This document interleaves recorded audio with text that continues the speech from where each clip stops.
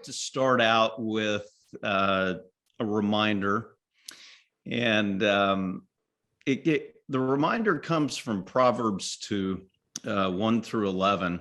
And because Peter is my mentor and keeps me on the straight and narrow, and I listen to him. I love to listen to him read the word. So Proverbs 2, 1 through 11. And I actually love this passage. It is so powerful. My son, if you receive my words and treasure my commands within you, so that you incline your ear to wisdom and apply your heart to understanding. Yes, if you cry out for discernment and lift up your voice for understanding, if you seek her as silver and search for her as for hidden treasures, then you will understand the fear of the Lord and find the knowledge of God. For the Lord gives wisdom. From his mouth come knowledge and understanding. He stores up sound wisdom for the upright. He is a shield to those who walk uprightly. He guards the paths of justice and preserves the way of his saints. Then you will understand righteousness and justice, equity, and every good path. When wisdom enters your heart and knowledge is pleasant to your soul, discretion will preserve you, understanding will keep you. Thank you, Peter. And I'm going to ask you one question as a follow-up on that. When you said that's one of your favorites, particularly as it relates to you, why? Several reasons, Dr. E. One is the intentionality that is so important on my part in order to really tap into the promises that God makes there. You know, there if then statements there, and it's a wonderful challenge. And then the promises are so rich that I want to do them, and I have to ask God really to help me to meet the standard. But it's so rich. I just love it. Yeah. Guys, and the reminder, and before we got into any of this, he stores away sound wisdom for the righteous. Okay. He shields those who walk in integrity. He guards, preserves, protects his saints. Okay. And again, the beginning of wisdom, as we all know, is an understanding of God and how we align with him. And so as a reminder, I wanted to start out with this. Guys, if you'll go to slide 2, I want to show you where we've been. Week 1, we have crammed in several weeks of content into 3 sessions. And so week 1 is the reminder that Jesus was the most dominant figure in history. His model is solid. His model is perfect. Your model and man's model won't outdo his. And when we see ourselves rightly in light of who he is, that's the starting place. Then we move into week 2, how God's been saying this stuff for thousands of years, right? Modern research is proving scripture. Last time we compared and contrasted emotional intelligence with the mandates of scripture. We contrasted transformational leadership with scripture. This week, what we're now turning to is now when we see Jesus maybe more rightly, or are reminded of how we should see him and what the world has offered their solution, we can then begin to look at ourselves. And I use this illustration often when I'm talking about leadership and leaders that are filled and moved by the Holy Spirit. And I like to think of Christian leaders as a prism. And, prisms are those, they look like diamonds, and they refract light. We are a lot like that as people. I think we're kind of pretty. God made us pretty interesting, right? We look cool, but when the light of Christ hits that prism, color, life. I mean, if you look and you study what the role of a prism is, and you look at us, I love that analogy, because when we finally get a hold of what God is trying to lead us to, his lens, his perspective will magnify through us. And I think that's the key lens as we look at this. And so again, the Jesus model, as a reminder, is that we are not the center. We are not the sole reason for living as we know. We are second. Okay. Your playbook's been created, and it's perfect. It's good. And before we talk about any of that, I think it's key that we remind ourselves always of truth and where we come from. So if you guys will jump to slide 3, just as a recap, today's work's going to be a little bit more practical and tangible, but I wanted to set a little bit of a reminder. Okay, remember week 1, we had this acronym PTFAR. Our philosophies and our perceptions drive our thinking. So week 1, we talked about, how do we see God? What comes into our minds when we think about God is the most important thing about us. Why? Because the way that we think, what comes into our minds, is dictated by a perception. It's dictated by a philosophy. Week 1 and 2, we talked about that. And now in week 3, I want to take that a little bit more on the thinking side and drill that down into who you are and how all this lines up. Okay. So again, PTFAR, reminder, the fear of God is the beginning of what? It's the beginning of wisdom. And so again, Proverbs 4:2-3, Proverbs 4:23, above all else, guard your heart, for everything you do flows from it. And another reminder, Luke 6:45, a good man brings good things out of the good stored up in his heart. An evil man brings out evil things that are stored up in his heart. For the mouth speaks what the heart is full of. Okay. So again, there's a progression. Step 1, step 2, step 3. So a reminder of that. So guys, we're going to jump into little week 3. If you'll jump to slide 4, this is a quote from that.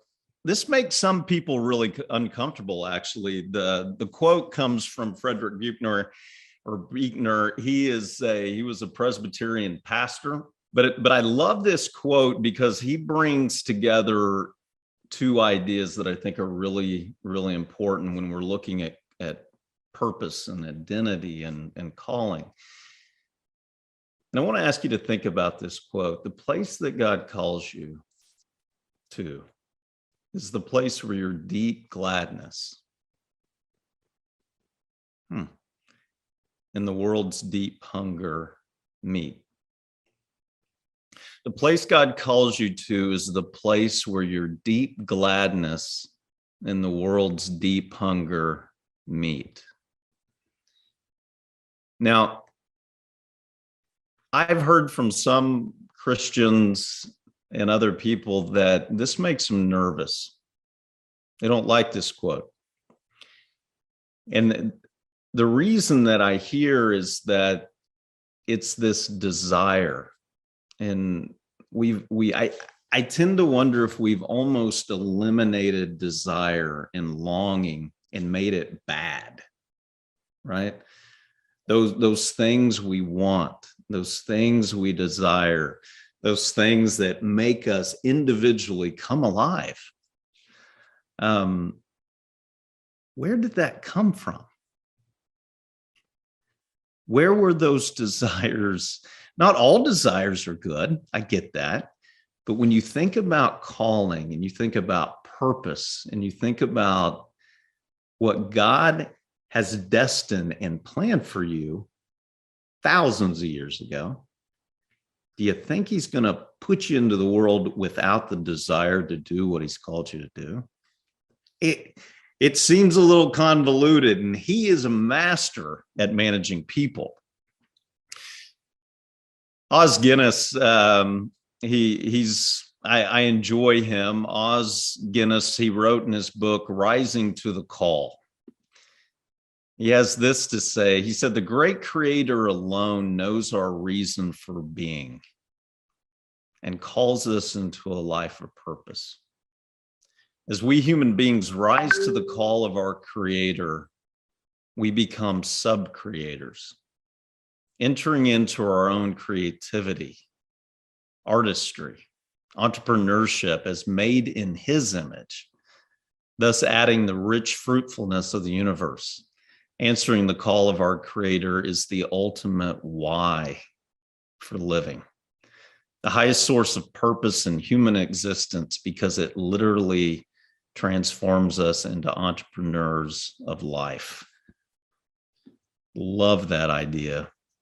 He goes on to say that entrepreneurs of life use their talents and resources to be fruitful and bring added value into the world, quite literally making the invisible visible, the future present, the ideal real, the impossible an achievement, the desired an experience, the status quo dynamic, and the dream of fulfillment.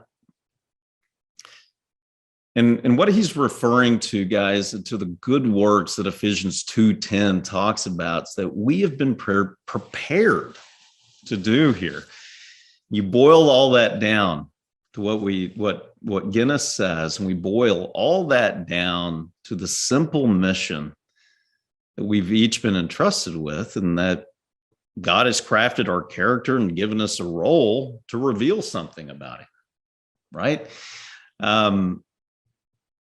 John Eldredge, one of my favorite quotes from John, he wrote Wild at Heart. He wrote Sacred Romance, more on the Christian counseling side. He says, if a man does not find those things for which his heart is made, if he is never even invited to live for them from his deep heart, he will look for them in some other way. The place God calls you to is the place where your deep gladness and the world's deep hunger meet. If you'll jump to the next slide, page 5. Guys, in working with so many leaders and business leaders and hearing what they're not trying to fake or try to keep it all together like I'm the greatest, but they really get honest. It feels a lot like what Thoreau is saying in this next quote, is that we live lives in quiet desperation. And I think often many of the people, secular clients that I have, that's the story of their life.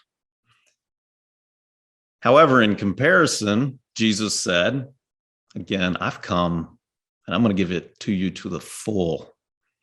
I've designed you. I've created you. I've counted the hairs on your head. I know when you're going to rise. I know when you're going to die. I've given you gifts and talents. I've given you everything pertaining to life and godliness. I'm going to give you life to the full. I just need you to submit to this notion, right? And so I've not seen anything to disconfirm the idea that those who walk with Christ have a full life. Just haven't seen it. It's one of his stories. Guys, next slide, slide 6. Taking this down a little bit deeper and you think about what's your story? Okay. What's your story? Where were you born? Where'd you come from? Who were your parents? What were the bad things that happened to you? What were the trials? Where did you get your heart ripped out? Where'd you get your heart broken? The moments of your life that were the greatest moments of your life that you remember, all these are your story. And where you connect with people is at the story level. God sent scripture. He didn't send it via any other way but story. I mean, we're all reading the book. It's a story. It's a real story, but it's a story. We have our own story. Another thing that John Eldredge, and I agree with him, he said, our wounding, our hurts, our pains will always point to our calling. I want you to think about that, if you will. Our wounding, where we got hurt, some of the most painful things about us, about our story and our history, often points to our calling, right? And I think there's many, many ideas when we start looking at purpose and identity. We cannot separate where God has placed us, the things he has allowed into our lives, and what he's calling to. We can't separate those two. And so as it applies to your life and your story, think about history. Begin thinking about, what do you know? And we're going to dive into this really quick. So let's go to page 7.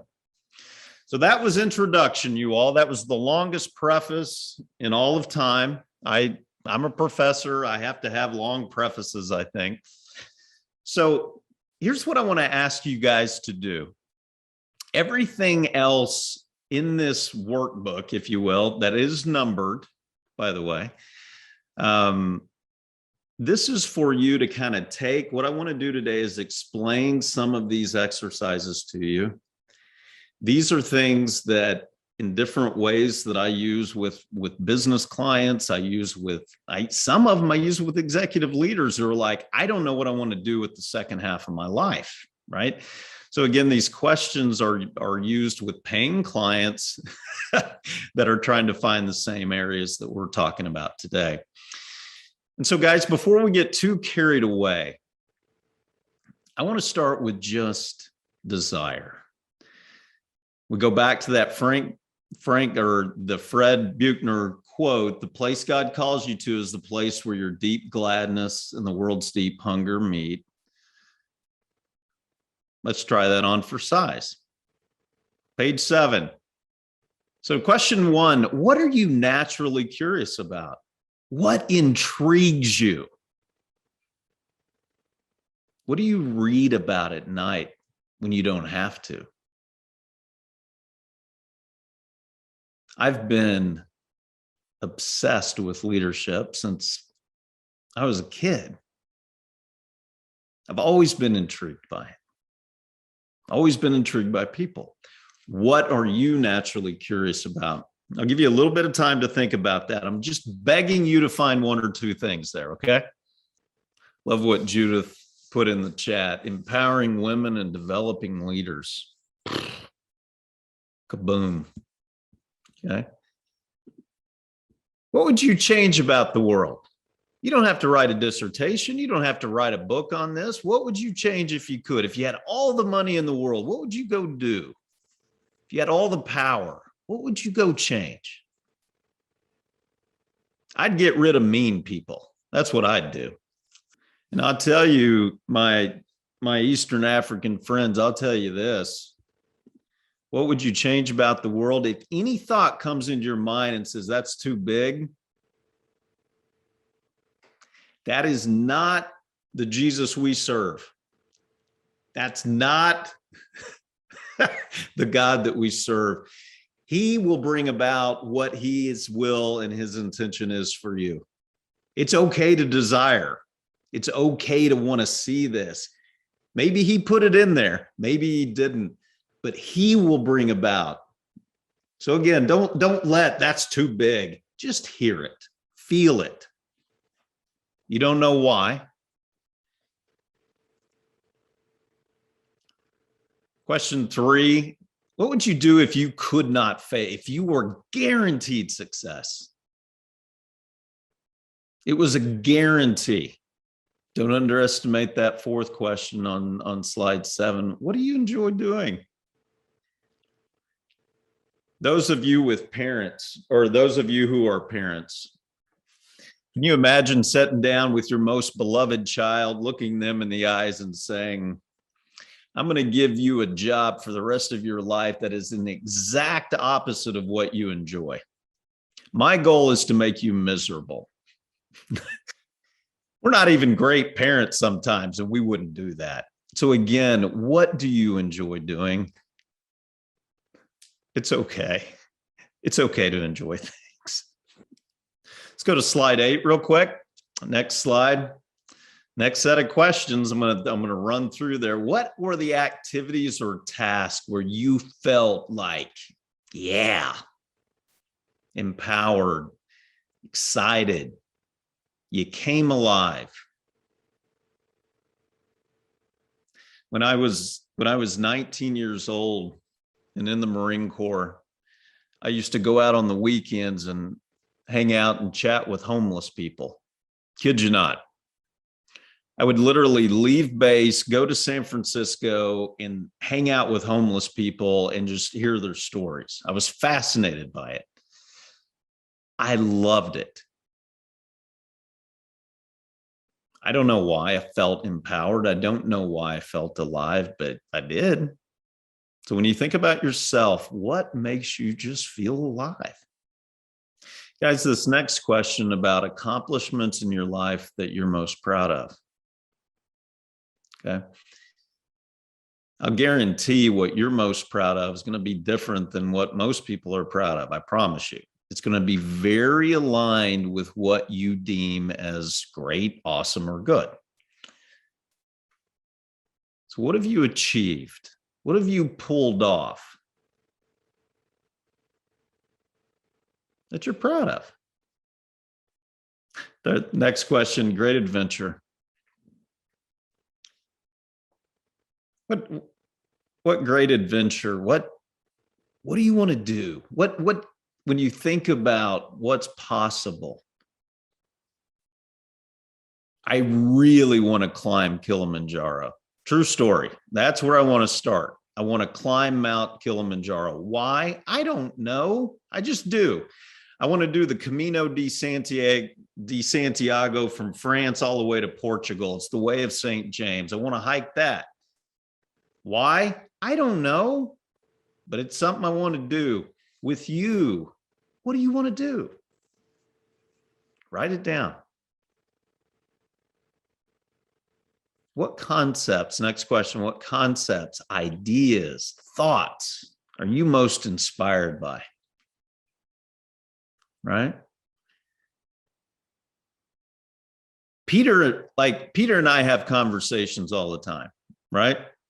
Most of them is me apologizing for giving Peter a hard time about being older than me. And, but the idea is that when Peter begins to talk about, for example, when he talks about righteousness, he lights up, he goes into a little bit, you guys have seen it, he goes into a little bit of a different mode when he's talking righteousness, right? I mean, he's about it. He wrote a devotional on it. He's passionate about it. He sees it. He gets it. I think God's given him a special insight into righteousness. Do you find it ironic that he's teaching this content? Of course not. His idea is this righteousness got a hold of his heart. It inspired him. It moved him. And then he began taking it out. So again, what are you most inspired by?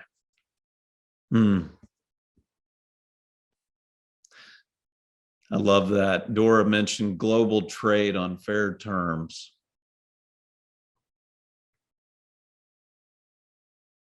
Eradicate poverty and suffering in the world, Judith brought up. Wow, I feel alive when I empower someone else. Amen. That's Judith, that's one of my things too. Stephen, eradicate corruption. High calling. And Peter won't be climbing that mountain with me. Oh, well, maybe we can get him to go. All right, guys, if you'll jump to slide 9. All right. So what Jim Collins said is he said 3 things come together. If you have these 3 things in business, you're going to be successful, right? Number 1, you can be one of the best in the world at that. You're really good at it. Number 2, you are insanely passionate about it. Makes you come alive. You love it. Number 3, people will pay you money to do that thing. That's Jim Collins' notion of hedgehog. When you think about that at the individual level, I will tell you, when I work with the most successful entrepreneurs, the most successful people who've done their own thing, it's always usually one passion. You know, you think about Warren Buffett. The guy reads technical articles on investments. That's like 5 hours a day. The guy's obsessed with that. Is it surprising that he's created one of the most powerful investment houses in the world? No. Right? It's endless, the stories about someone who grabs hold of a passion and an obsession. And so again, continue to think about, what is it that comes easily to you? What are you naturally gifted at? Another area that I think is really, really powerful is this idea of, what do people come to talk to you about? No one comes to me and talks about, I need a course on proper behavior. Like, I need to, like, how to handle yourself in a meeting. I'm not going to be that teacher, right? Or no one's going to come to me and talk to me about handyman stuff. Not going to happen. They're going to come talk to me about other things. So what do people come ask your input, your advice, your wisdom for? That's a tell. Again, guys, these are just really quick questions to begin trying to cultivate this, and I'll continue. But before I do that, I want to ask, are there any questions on just the passion identifier slides? Anything at all?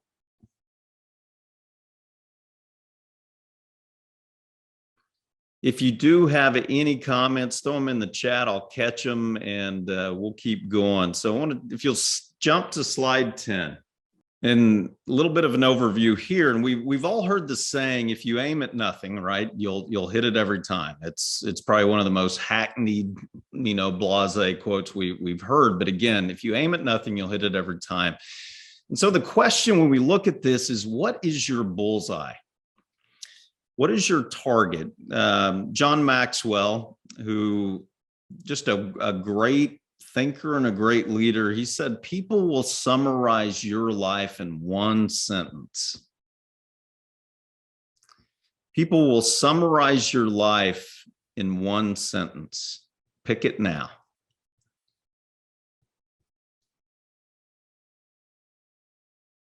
So I want to ask you to do something really ridiculous.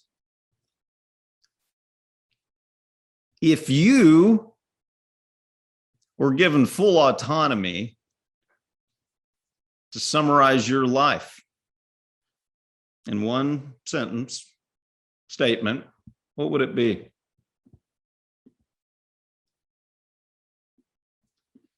I'm going to ask you to write that down.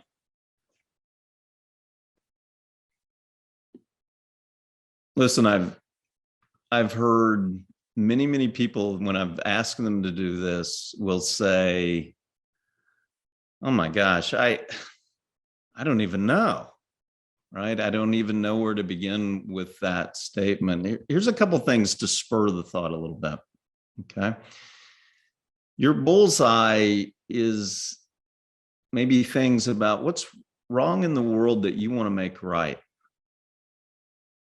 things that you want to change, create, improve, remove. It's, it can be the things that make you passionately yell, yes, that's what I want to do. That's what I'm talking about. I saw that passion with Judith when the first time I met Judith in Tulsa, Oklahoma. And I saw her passion about empowering women. I was like, oh my gosh, this woman's on fire. And once you get a hunger like that, I know that people are they're going to explode. Because passion's a very, very powerful a powerful thing. Guys, as you think about that bullseye, that notion of what Maxwell said is people will summarize your life in one sentence. Just some reminders for you as you're thinking through this, and you'll spend more time on this if it's something that you're focused on. A couple things to keep in mind. Guys, your dream, your passion will be uniquely yours. Don't expect everyone to wholeheartedly embrace it. We all have stories about what we feel called or passionate to do, and many people don't think it's a good idea.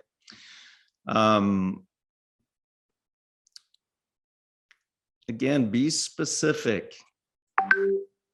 The more clearly you paint that picture, the more you're going to feel it. And again, guys, when you start thinking about passion and calling in your life and impact, you will feel that. So if you don't feel it, keep looking. I would encourage that. Okay, so let's jump to slide 11. Trying to keep going on this time, and I'm taking way too long. And so on slide 11, I want to ask you do you know your top strengths, your top gifts, top talents? I want to ask you if you can you list 5 to 10 of them right now? List them out. Now, if you can add on this question, how do your passions, what we just did on passion identifiers, how do those align with your top gifts, your strengths, top talents? How did the passions and talents align? Just in you, we've talked passion, we've talked talents. Now, how do those come together? What about your weaknesses? If you're anything like me, you can probably rattle off 175 weaknesses and you're like, okay, where are my strengths? I can pick my toenails really quickly. It's again, guys, your weaknesses, we all have them. Even the person that Jesus, God himself, chose to build the church on the back of had a lot of weaknesses. So really quick, we've talked about passion, talked about strengths, talked about weaknesses, talked about how those align. Now I want to ask you to go to page 12 really quick. And I just wanted to give you an overview of this. This comes from a friend of Peter and I's. He's a pastor in Louisiana, and he works with church leaders, specifically pastors. And his model on the leader blueprint was something I really liked. And the only reason I wanted to share this with you, you can go back and look at this at another time. It's pretty self-explanatory. But when you see at the very middle, he talks about the effective leader. We're on slide 12. And if you look to the right of the effective leader, you'll see in the bottom, kind of that bottom right quadrant, your calling. your unique giftings, development, and you look over to the left, social intelligence, self-management, empathy. Again, top left, clarity of mind, emotions, intelligence, motivations, derailers, weaknesses, strengths. We are an amalgamation, guys. We are a casserole of a whole lot of things. Belief systems, values, personality. And in looking at that, we really, first and foremost, need to understand what we've got. So if you jump to slide 13, if we had an entire day or an entire afternoon, we would go through this exercise. Again, guys, many people, our values and our beliefs, they will drive your actions. Okay, it just happens. We can't argue that. And the notion of what we feel so deeply, those are our values. It's how we see people. It's how we see situations. It's some people get angry about things that others don't. It has so much to do with what they value and what they hold dear. So the way this process works, and again, guys, I'd love to go through this with you because it's a whole lot of fun, but you don't have to have me go through it with you. So if you go to on page 13, first step is to go through and highlight, capture, identify your top 10 values or top 15 values. Okay. So these 3 pages are pretty common, pretty standard values across the board. The way that this works is you go through and you pick the top 15. And then say, okay, I'm going to knock my 5. I mean, if I had to knock 5 off or take 5 away, that's what they'd be. And then do that one more time, and then you'll have that down to your top 5 values. I can almost promise you that your list of top 5 values will not look much like most of your people that you're friends with or that you're in a relationship with. These are very specific to you. And so it's really, really important to see and understand that. Any questions on that at all, guys? Now, why do values matter? I'll tell you why. At least from my experience, people will violate what they believe. People will often violate what they know is right. But people rarely break away from their values and what they value. It's almost their lattice. It's almost their structure. They will not deviate from. And so one of the key steps in understanding calling and purpose and identity is what you really care about. Key point. Okay. Slide 17, guys. The work on Myers-Briggs has been an assessment that's been used for years. Statistically, it's statistically valid. The research on this has been top notch. It's been welcomed in the Christian circles. There's nothing theologically unsound, at least, that has been raised with it. So it's a pretty good assessment. What I'd like to do is maybe use me as a really bad example. And I want to show you how to get your score and then interpret these things, okay? And so once you get your 4 letters, okay, you'll be like, I'm an INTJ. I don't know if you've taken it yet, but one of my favorite documents that I've seen as it relates to this is on the next page. And again, this comes from Ken Boa, from Conform to His Image.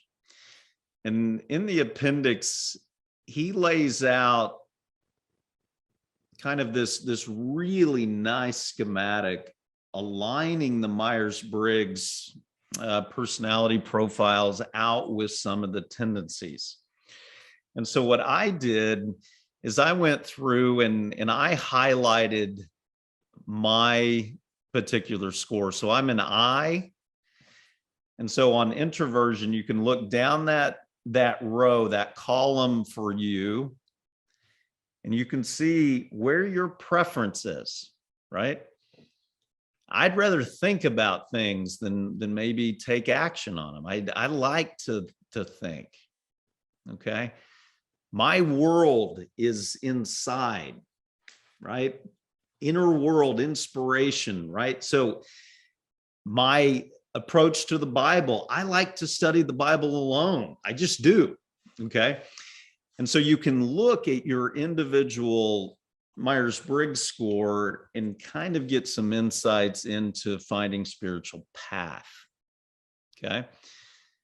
Next slide, page 19.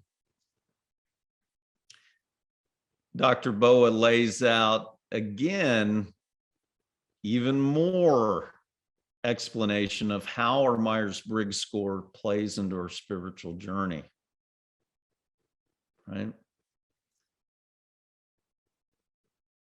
You look at awareness on page 19 and you look in special temptations and vulnerabilities. I love that row. That's my favorite. Primitive sensuality and psychogenic illness. Just what I wanted to know. Let's go to page 20. ENFJ. Oh, here it is. Her explanation is down at the bottom on the right grouping, the bottom left. Extroverted feeling with intuition. Motivates people, persuasive, natural leader. Yes, yes, yes, yes. I've seen this. I saw it in class. I saw it the minute I saw her. People-centered spiritual orientation. Are you kidding me? Through and through. So this gives you some really neat insights into how you can show up. And then the final slide on page 21, this one's really, I enjoyed this one. I highlighted my NT temperament. So I'm going to be more like Paul, supposedly. NF.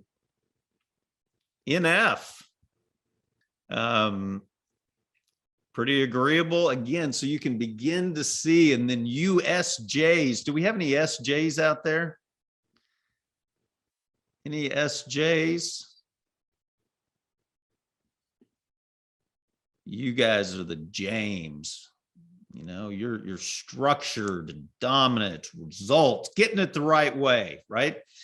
Task oriented, a little choleric, can drive. There's a right way. And again, you can look at these temperaments and really see how these play out. And I think it's fascinating. I wanted to let you see that. Okay, real quick, I'm about to run out of time. Page 22. This link that I provided here, guys, this will give you, there's a free version and then there's a paid version that will give you a really robust description of yourself. Peter has recently taken the Myers-Briggs. Peter, can you put in a 30-second plug on any value that you may have seen in this at all? Yeah, just in a word, it was absolutely accurate. And not only from the standpoint of how it, the perspective it showed me about myself, but then you actually forwarded me how you and I would likely relate based upon our results. And as I commented to you, I thought it was almost as though you had written it yourself. They seem so accurate as far as how we would interrelate. It was wonderful, very powerful. Yeah. Guys, if you haven't taken the assessment, I really would. I have my MBA students take the assessment. I have clients take it. Again, it's just the thing that hurts leaders the most. I have not seen anything to discount or contradict this. The thing that hurts leaders the most are the things they don't see. It's their blind spots. This will help bring those to fruition. They'll help bring them up and you can see them more clearly. Page 23, spiritual gifts inventory. If you haven't taken that before, what I'm trying to do here, again, this is another data point. Look at alignment with passion. Look at alignment with what makes you come alive. Look at alignment with Myers-Briggs and your spiritual gifts tendencies. That's going to give you some more insight. Page 24. These last three are exercises that you can do alone. And the one thing exercise I will say has been the most profound exercise from my client's perspective they've ever done. I'm telling you guys, it's a great bit of data. I would highly recommend you do it. It feels a little bit like a eulogy, because you're going to hear the thing that people see as your greatest gifting and talents. And every client that's done this has been so grateful that they did, because of the feedback was so instructive. And I'll tell you this before I move on. Things will pop like neon lights from this exercise. So I really would encourage you to ask people this exercise. Page 25 is clarity. I laid the instructions out for you there as well. This is kind of a nice way to think about really what it is that you want. A lot of people struggle sometimes with, I'm not sure if, I'm torn here, I'm torn there. This little grid kind of can help you take some time to cull out those details. And then the last one, I ask myself this question several times a year on page 26. And the 5 wishes is really, you're on your deathbed and someone comes to visit. 5 wishes that you'd wish you'd done. Again, back to passion, but these are all things designed to help begin to cull those things out.